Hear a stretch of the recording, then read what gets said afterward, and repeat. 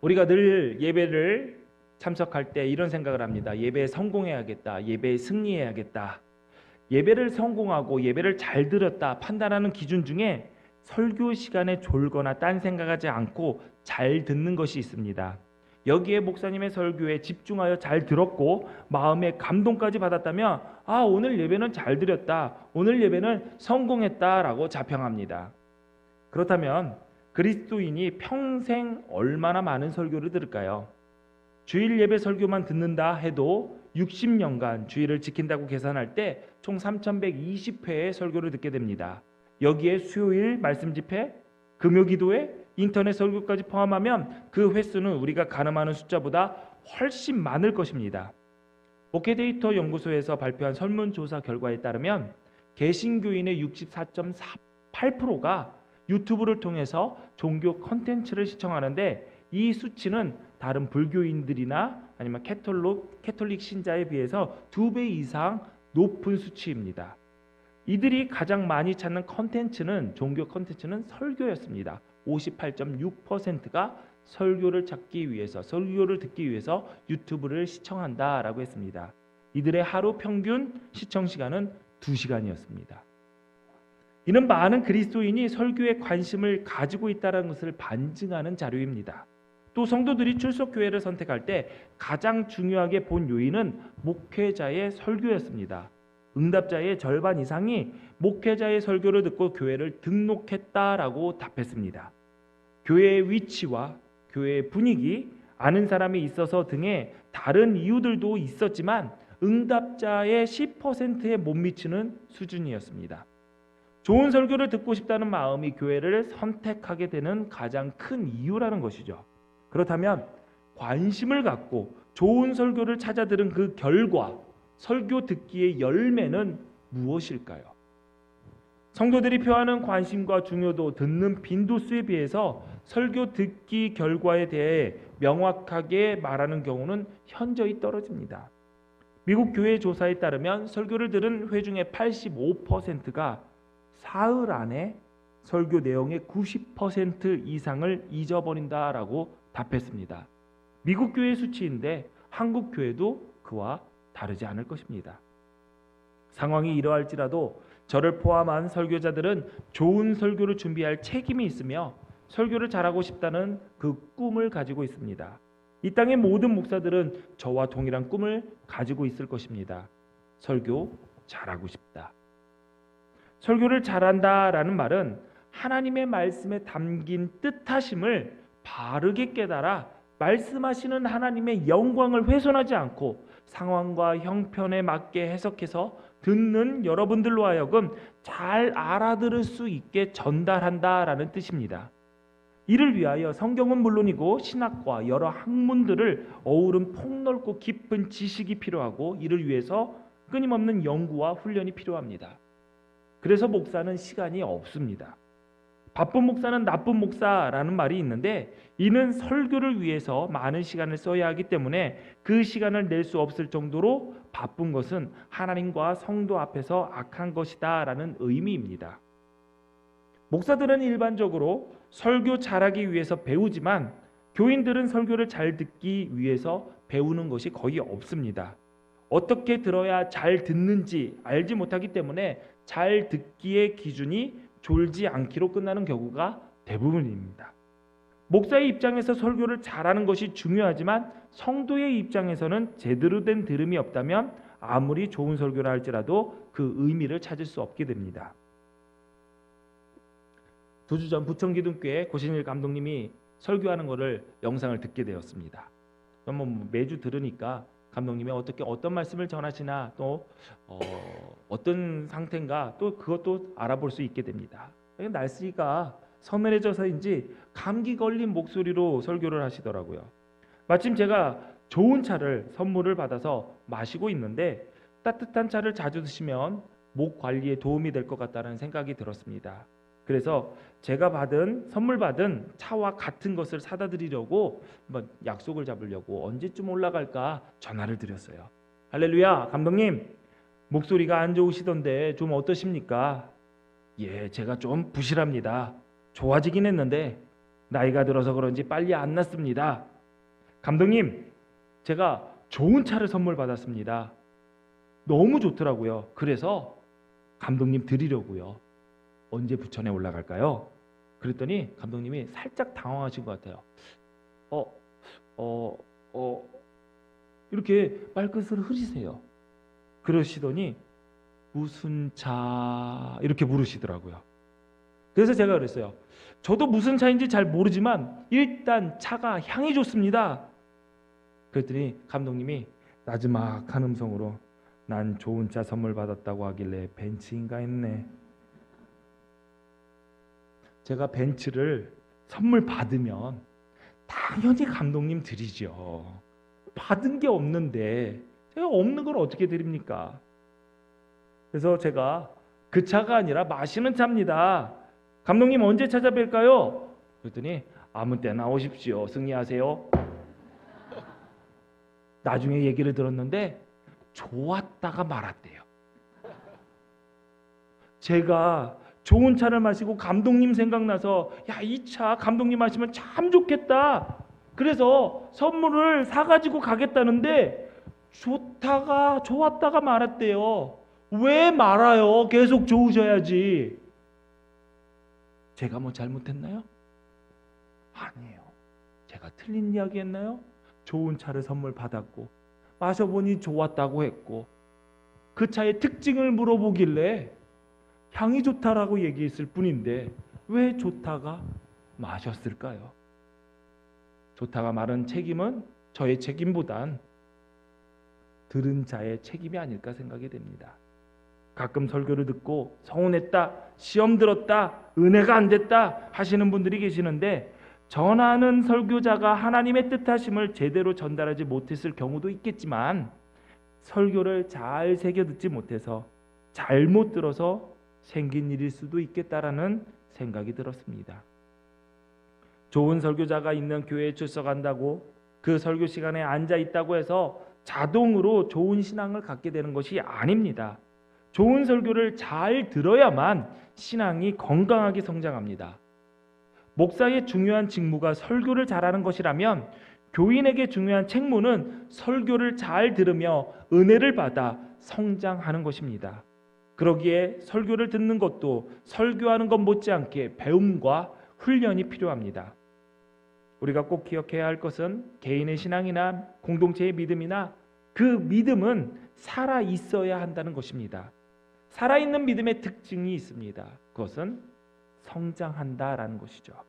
내가 아무리 긴 시간 동안 신앙생활을 했다 하더라도 내가 성장하지 않았다면 그것은 내가 살아있는 믿음을 갖지 못한 증거가 됩니다.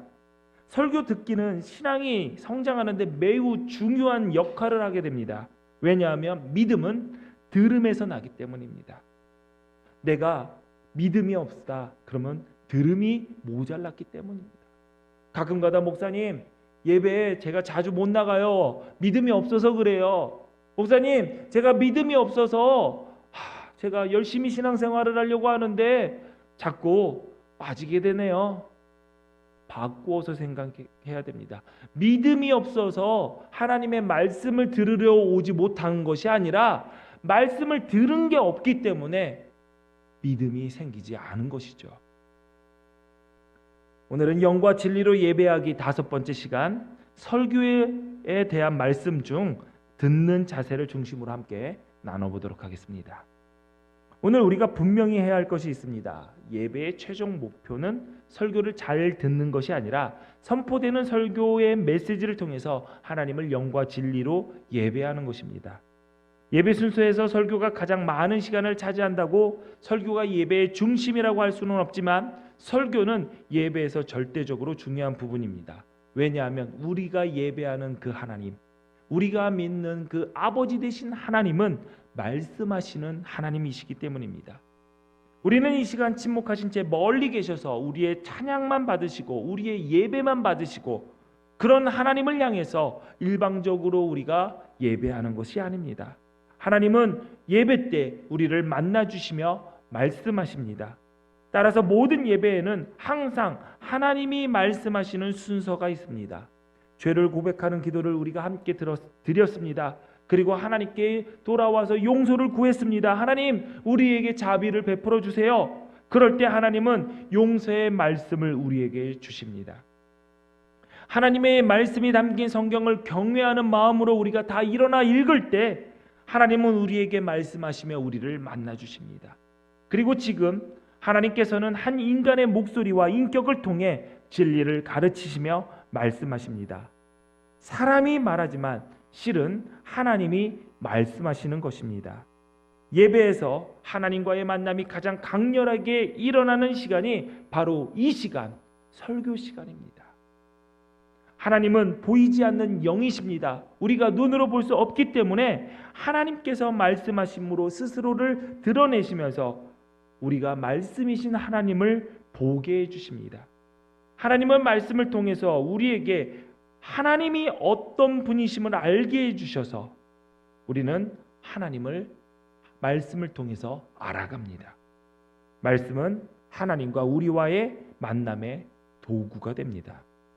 이렇게 하나님을 아는 지식은 어느 한쪽의 일방적인 인식이 아니라 서로를 아는 인격적인 알을 의미합니다. 하나님은 우리를 태초에서부터 우리를 아셨고 우리는 말씀하시는 하나님을 통하여 그 말씀을 들으며 하나님을 서로 알아갑니다. 사람은 연약하기 때문에 알면 알수록 실망할 거리밖에 없지만 하나님은 알면 알수록 더 경외할 수밖에 없습니다. 우리가 하나님을 믿는다고 하는 것은 하나님의 살아계심과 존재를 비롯하여서 하나님께서 하신 말씀을 믿는다라는 것을 의미합니다. 그래서 하나님을 아는 지식은 우리 믿음의 바탕이 됩니다. 내가 하나님을 믿습니다. 나 하나님 믿어요 라고 얘기를 하면서 하나님을 아는 지식이 없고 하나님께서 어떤 분이신지도 모르고 하나님께서 하신 일과 하실 일과 나를 향한 그 뜻을 모르면서 무엇을 믿는다라고 얘기하는 겁니까? 그 믿음은 허상에 불과합니다. 껍데기입니다. 하나님을 아는 지식이 없는 신앙, 하나님을 아는 지식이 없이 하나님을 사랑한다고 고백하는 것, 하나님이 하시는 말씀을 들으려 하지 않고 읽으려 하지 않고 이해하려 묵상하지 않는다면 내가 하나님을 믿는다라는 그 믿음은 다 거짓으로 꾸미는 연기에 불과합니다. 교회를 조금 다니다 보면은 신앙인이 그리스도인이 어떻게 말하고 행동하고 어떻게 살아가는지 대충 습득하게 됩니다. 아, 그리스도인이라면 교회 다니려면 이렇게 살아가는구나, 이렇게 말하는구나, 이렇게 행동하는구나, 이걸 안 하는구나, 이걸 하는구나 금방 습득하게 됩니다. 그리고 더 거룩해 보이는 방법도 금방 알게 됩니다. 그래서 믿음 없이도 거룩해 보일 수는 있습니다. 하나님을 알지 않고서 하나님의 말씀을 가까이 하지 않고서 하나님의 말씀을 듣지 않고서 거룩한 신앙생활을 할 수 있고 집사도 되고 권사도 되고 장로도 되고 심지어 목사까지 될 수 있습니다. 그런데 그게 뭐가 중요합니까? 하나님을 아는 지식, 그 지식을 가지고 하나님의 말씀을 통해서 얻은 그 믿음이 내게 없다면 모든 것은 다 헛것이고 하나님의 빛이 비추어질 때 그것이 가짜라는 것을, 거짓이라는 것 다 들통나게 되고 하나님의 나라에 들어갈 수 없다는 것은 자명한 일이 됩니다. 그러므로 하나님을 계시하시는, 하나님을 보여주시는 그 하나님의 말씀인 성경을 가까이 하는 것은 우리의 신앙에 절대적으로 중요합니다. 그렇다면 우리가 하나님의 말씀을 어떤 자세로 들어야 할까요? 오늘 본문은 하나님의 말씀을 듣는 우리의 자세를 4가지 땅에 비유한 말씀입니다. 길가 위, 바위 위, 가시떨기 속, 좋은 땅. 신앙생활을 하신 분이면 이 비유는 한 번 쓰면 다 들어보셨을 겁니다. 4가지의 종류의 땅입니다. 씨 뿌리는 자는 똑같은 씨를 뿌립니다. 먼저 길가에 씨가 뿌려집니다. 길가에 뿌려진 씨는 밟히고 새들이 먹어버려 뿌려진 씨가 심겨지지도 않았습니다. 유대인들에게 새가 가지고 있는 이미지 중에 하나는 사악한 대상, 마귀입니다. 12절에 예수님이 비유를 설명하시면서 이렇게 말씀하셨습니다. 우리 같이 읽을까요? 시작. 하였니 이에 마귀가 가서 그들이 믿어 구원을 얻지 못하게 하려고 말씀을 그 마음에서 빼앗는 것이요. 아멘. 아멘. 설교를 듣는 지금 이 시간은 예배 시간에 가장 조용한 시간 같지만 실제로는 엄청난 영적 전쟁이 일어나고 있는 치열한 순간이라는 사실을 우리는 깨달아야 됩니다. 마귀가 말씀이 심겨지지 못하게 하려고 마음을 산만하게 하고 잡념에 빨려 들어가게 하고 졸리게 만듭니다. 듣는 자리에 있지만 듣는 것이 없는 셈입니다. 듣는 것이 없으니 믿음이 생기지 않고 믿음이 없다라는 것은 구원의 역사가 일어나지 않았다는 것을 말합니다. 듣기는 듣는데 들은 것이 없는 최악의 상황입니다. 둘째, 바위 위에 씨가 뿌려집니다. 바위 위는 석회암 위에 흙이 얇게 덮여 있는 땅인데 팔레스타인 지역에서는 흔히 볼 수 있습니다. 이은찬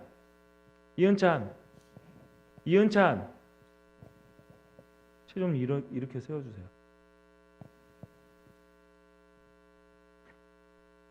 하나님이 안 보이면은 나에 대한 예의라도 지켜야지. 어떻게 엎드려 있어? 안 돼.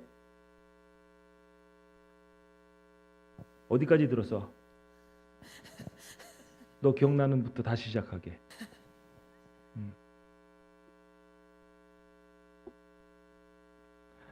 둘째, 바위 위에 씨가 뿌려집니다. 바위 위는 석회암 위에 흙이 얇게 덮여져 있는 땅입니다. 팔레스타인 지역에서 흔히 볼 수 있는 땅이에요. 우리가 생각하는 바위 위, 누가 바위에 바보같이 씨를 뿌려. 또 다른 복음서에 나와 있는 비유에 보면은 돌짝밭이라고 했죠. 그러면 계곡 근처와 같이 자갈과 같은 작은 돌이 깔려 있을 것이다 라는 깔려 있는 땅으로 우리가 예상을 하지만 사실 여기에 있는 바위 위는 그런 땅이 아닙니다. 언뜻 보면 바위 위의 땅은 좋은 땅과 차이가 없어 보여서 구분하기가 쉽지 않습니다. 왜냐하면 밑이 바위고 그 위에 흙이 얇게 깔려 있기 때문에 이게 땅으로 보일 수밖에 없는 것이죠.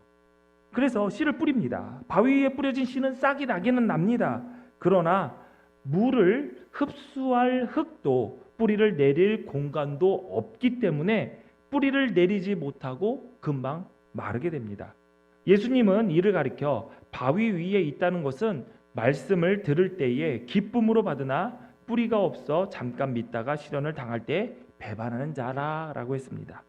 말씀을 받을 때는 기쁨으로 반응해요. 잘 듣는 것 같고 싹을 피우니 열매도 맺겠구나라고 기대도 합니다. 그러나 이 모든 것은 겉보기에 불과합니다. 예배 자리에 있다고 해서 말씀이 선포될 때 아멘하고 고개를 끄덕이며 잘 받을 수 있으나 뿌리가 없는 사람들이 있습니다. 내릴 뿌리가 없어요. 말씀이. 이런 사람들은 시간이 지나면은 들통납니다. 왜? 말라버려요.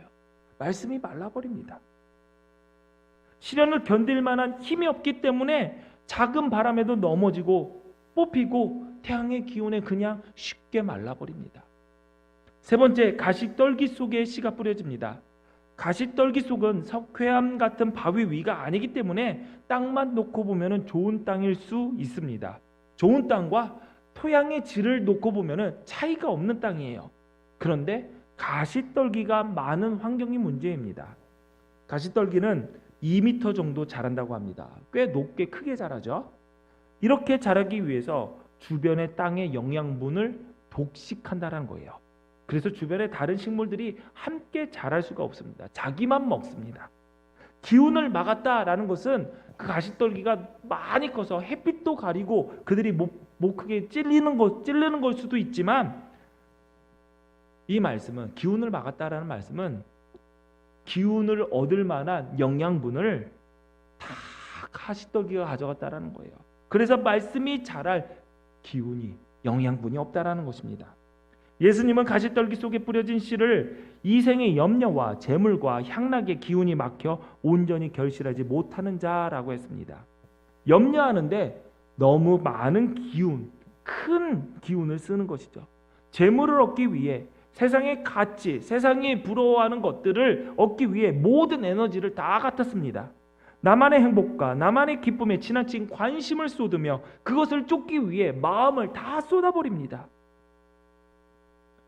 그곳에 하나님의 말씀이 들어가 싹을 띄웠으나 영양분이 없는 땅에서 비실하게 줄기와 잎만 겨우 내는 수준인 셈입니다. 열매는 기대할 수도 없죠. 믿음이라는 형태만 유지할 뿐 믿음의 능력은 발휘하지 못합니다. 신앙생활을 하면서 이런 사람들이 있어요. 그래 그냥 교회나만 나와라. 그냥 신앙 안에서만 붙어만 있어라. 아우 열매 바라지도 않아. 죽지만 마. 말르지만 마. 뽑히지만 마. 그냥 어떻게 되든 비실비실하게 신앙생활 유지하고만 있어. 라고 하는 사람들, 그런 부류의 사람들이 이 가시떨기 속에 뿌려진 씨앗 같은 사람입니다. 죽지는 않습니다. 비실비실합니다. 병에도 잘 걸려요. 찔려가지고 피도 나고 상처받았다고 합니다. 열매를 얻을 기대가 없는 거죠. 그냥 열매도 됐고 그냥 붙어만 있어. 이런 수준을 가시떨기 속에 뿌려진 씨라고 할 수 있는 거죠. 결국 설교 소리는 듣기는 듣지만 하나님의 음성을 듣지 못하는 것이죠. 네 번째, 좋은 땅 속으로 씨가 뿌려집니다. 같은 씨임에도 불구하고 100배의 결실을 얻습니다. 벼농사를 하는 권사님한테 물어봤어요.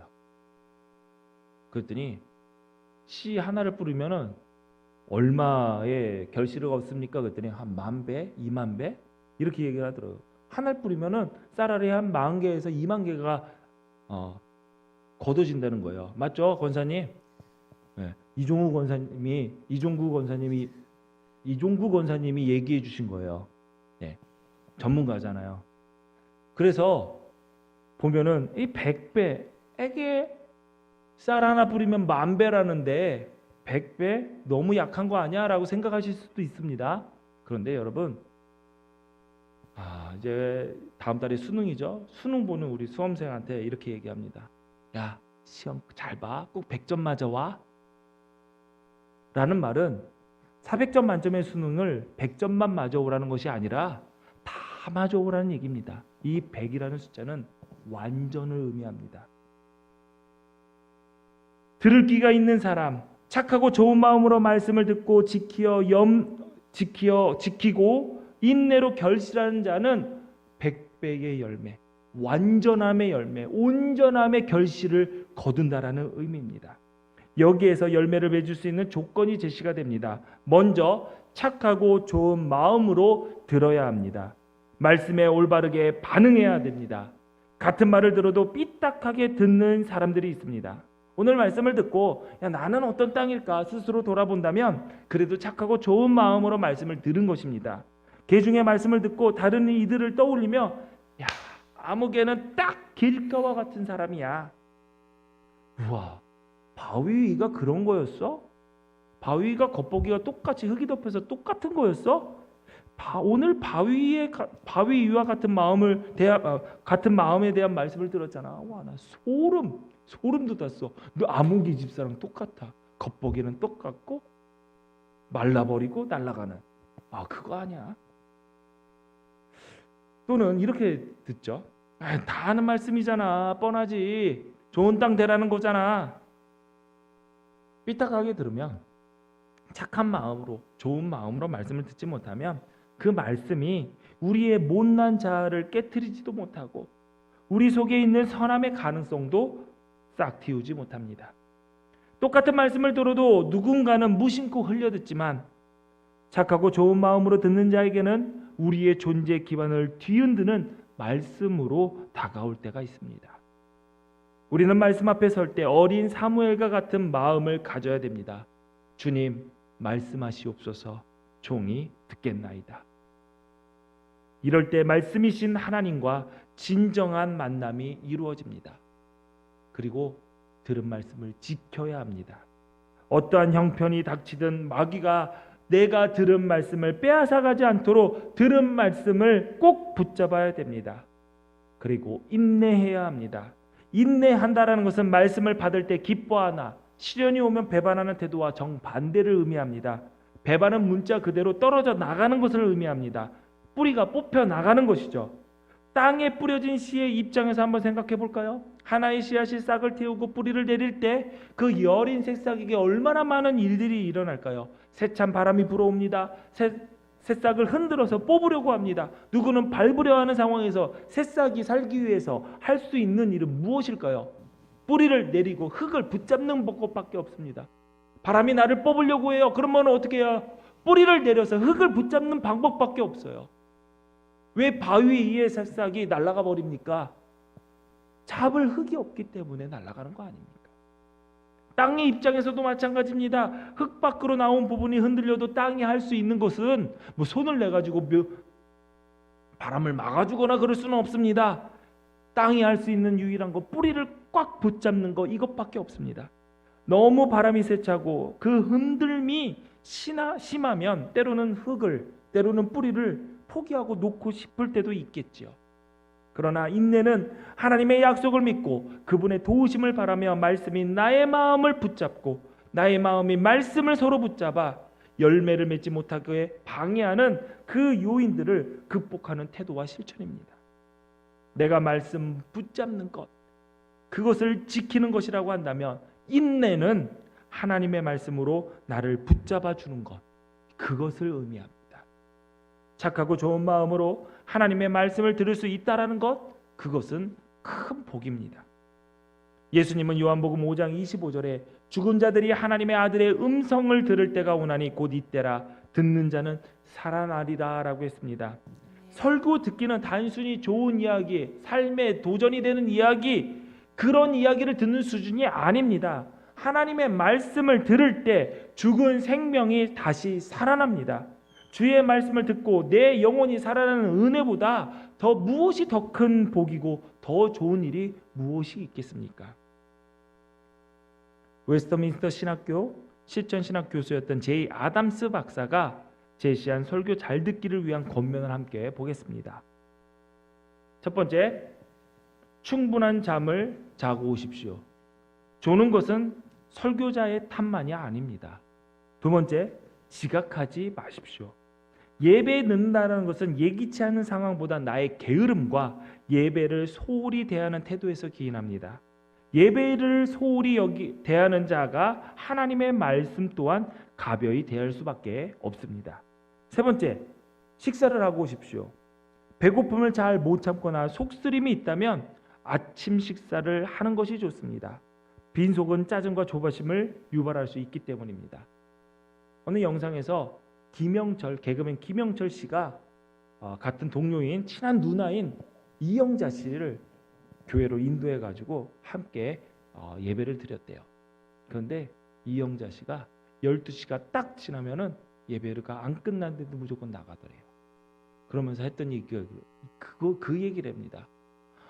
밥대를 걸으면서까지 할 중요할 일이 뭐가 있겠어요? 하면서 밥 먹으러 나갔다는 거예요.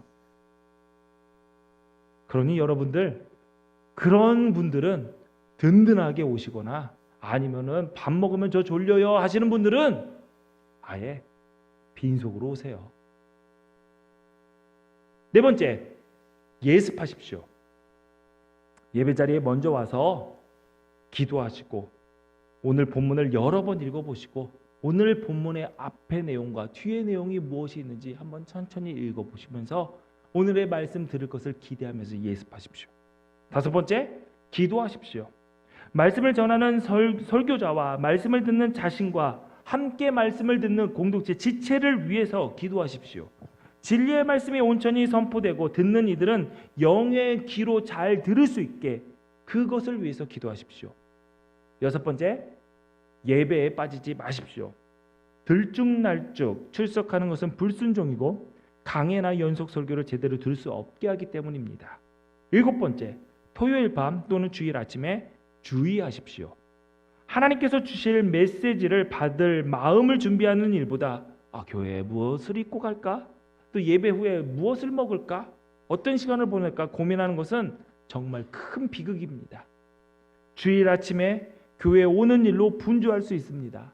가족들이 서로 화내지 않게 서로 주의하십시오. 빨리빨리 일어나시고 출발이 약속된 그 시간에 알아서 준비하시고 또 조금 늦더라도 너무 성급하게 굴어서 마음이 화를 내거나 마음에 화를 담고 오거나 기분이 나쁜 상태로 하나님의 말씀을 듣는다면 그 말씀이 잘 심겨지기가 어렵습니다. 그러니 토요일 밤 또는 주일 아침에 꼭 말씀 들을 마음을 위해서 내가 화내지 않게, 내가 다른 일에 더 마음을 빼앗기지 않게 주의하시기 바랍니다. 주보에 이 내용을 적어놨습니다. 여러분, 우리 다음 주에 추수감사주일로 모여서 하나님께 예배할 텐데, 하나님 또 그때 예배할 때 또 하나님께서는 우리에게 말씀하시는 하나님이시기 때문에 또한 말씀하실 것입니다. 그 말씀을 잘 듣기 위해서 오늘 제이 아담스 박사님께서 우리에게 권면했던 이 7가지를 한번 잘 지키고 예배 때 오셔서 예배에 또 말씀하시는 하나님을 만나기를 바랍니다. 착하고 좋은 마음으로 말씀을 듣고 들은 말씀을 잃어버리지 않도록 꼭 붙들고 인내하며 간절히 사모하는 마음으로 하나님의 은혜를 구할 때 우리 마음에 심겨진 말씀이, 오늘 이 말씀이 우리의 삶 속에서 100배의 열매, 온전함으로 결실을 맺게 될 것입니다. 그 복의 주인공이 되시기를 주님의 이름으로 축원합니다. 아멘. 기도하시겠습니다. 우리에게 말씀하시는 하나님, 우리가 이 시간 말씀하시는 하나님을 만나 그 말씀을 들었습니다. 하나님의 말씀을 들을 때 죽은 생명과 내 영혼이 살아나는 은혜를 베풀어 주시니 감사합니다. 오늘 착하고 좋은 마음으로 말씀을 들은 성도들, 주님께서 기억하셔서 그들의 삶 속에 들은 말씀을 지키고 인내하여 온전한 결실을 하는 복을 누리게 하옵소서. 아멘. 예수님 이름으로 기도하옵나이다. 아멘.